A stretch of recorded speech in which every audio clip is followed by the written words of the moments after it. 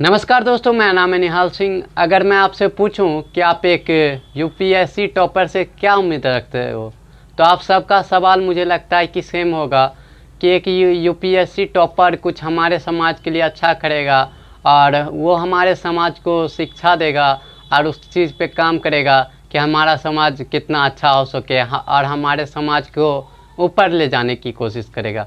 लेकिन अगर मैं आपको से कहूँ, बहुत लोग कहते हैं मुझसे भी कि हवलदार का वीडियो बनाता रहता है कि हवलदार घूस लेता है। तुम्हारे पास पावर क्यों नहीं है, किसी आईएएस आईपीएस का बारे में क्यों नहीं कहता?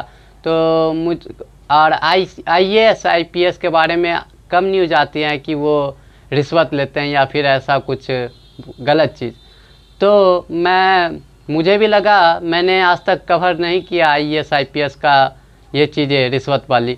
लेकिन जब मैं कवर किया तो आप सोच नहीं सकते, अब एक हवलदार से मैं क्या ही उम्मीद कर सकता हूँ, एक इंस्पेक्टर से मैं क्या ही उम्मीद कर सकता हूँ कि उसके घर में 10 लाख रुपए होंगे। लेकिन एक आईएएस के घर में 19 करोड़ रुपये 19 करोड़ रुपये आप सोच सकते हो, रिश्वत के पैसे। और वो किसके पैसे होते हैं? हमारे आपके पैसे। जो सरकार अच्छा कुछ करना भी चाहती है तो उसमें भी ये नेता, ये अफसर खा जाते हैं सारी चीज़ें। और अभी ईडी पूछताछ कर रही है। आपको पता नहीं होगा मैं किसके बारे में बोल रहा हूँ, तो मैं बात कर रहा हूँ पूजा सैनी के बारे में, जो अभी ईडी पूछताछ कर रही है। और अभी 1300 करोड़ का उनके हस्बैंड का जो हॉस्पिटल है उनकी भी जांच चल रही है और कैश बरामद हुआ है 1900 करोड़। आप सोच सकते हो, सोचने वाली बात है। जिसके हाथ में हम अपना डिस्ट्रिक्ट दे देते हैं, जिसके हाथ में हम अपना सब कुछ दे देते हैं कि भरोसा करके कि वो हमारे साथ सही करेगा।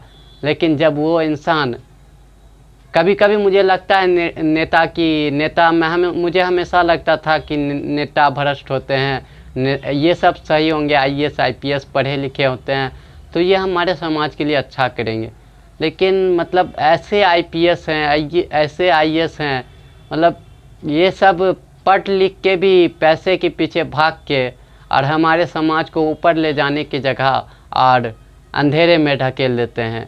और जो हम जैसे लोग होते हैं जो स्ट्रगल करते हैं वो स्ट्रगल ही करते रह जाते हैं। और वो सब पैसा भर भर के अपने घर में मतलब क्या बोले, सजा के रखते हैं कि भाई गिन नहीं सकते, इतना पैसा होता है उनके पास। लेकिन हम सब के पास क्या है? कुछ नहीं है। क्यों नहीं है? वो सब आने भी नहीं देते। कुछ सरकार अच्छा भी करना चाहती है तो उन्हीं के माध्यम से करती है कि आप ये चीज़ें करो, और उन्हीं को दिया जाता है। नेता अफसर के पास होता है ये सब राइट कि वो हमारे समाज के लिए क्या, कहीं पे हॉस्पिटल खोलना है, किसी चीज़ में पेमेंट करना है। लेकिन ये सब अपना घर में जाके पैसे को सैंत लेते हैं, पूरा घर में चमका देते हैं कि बेटा गिनो बैठ के, जितना ऐश करना है, जितना उड़ाना है उड़ाओ, कोई दिक्कत की बात नहीं है। माँ तुम्हारी आईएएस है, बाप तुम्हारा नेता है, तो दिक्कत की बात हो नहीं सकता।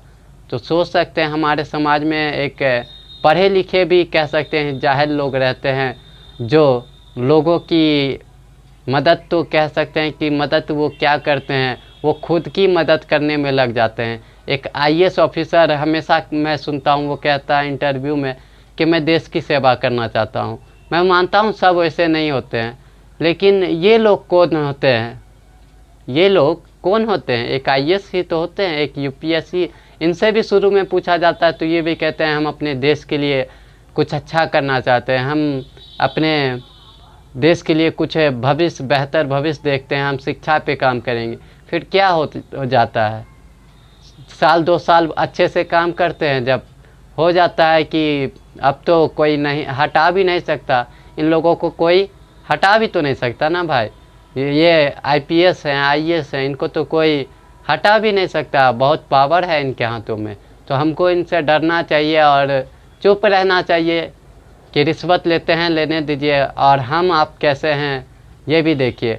इंडिया में 49% ऐसे लोग हैं जो खुशी से रिश्वत देते हैं और लेते हैं। क्यों? क्योंकि वो अपना काम पहले करवाने के लिए कि मेरा काम पहले हो जाए, मेरा लाइसेंस पहले बन जाए, मेरा नंबर हॉस्पिटल में पहले आ जाए, मेरा इस चीज़ में नंबर पहले आ जाए।